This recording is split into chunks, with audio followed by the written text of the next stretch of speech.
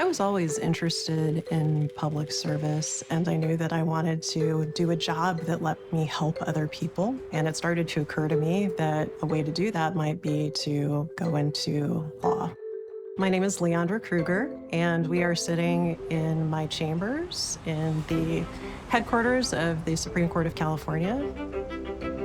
Well, when I was thinking about law school, Yale was pretty much at the top of the list. I really wanted to go to a place where I would not only learn the law as a set of rules, but learn how to think about what relationship they have to how we organize ourselves as a society. When I got to the Yale Law School, I was pretty bound and determined to take advantage of everything it had to offer. I was especially interested in the Yale Law Journal. I will say that when I first started the Law Journal, I had no inkling that I would one day become editor-in-chief. It was a really important set of lessons for me about how to work with my fellow students.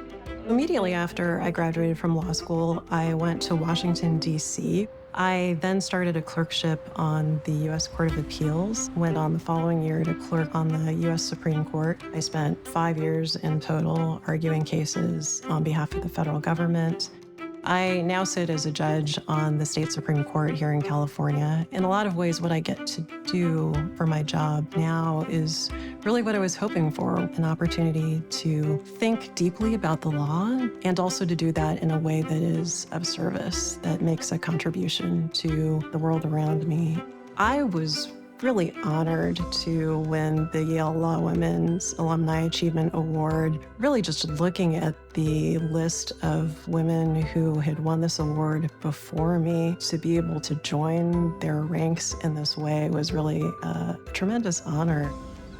One of the greatest assets of the Yale Law School is really your fellow students. My first day in law school, the first class I ever had was with Guido Calabresi, and his final words of the speech I will never forget. Just he encouraged us to look around the room at the other students and to love each other and look after each other.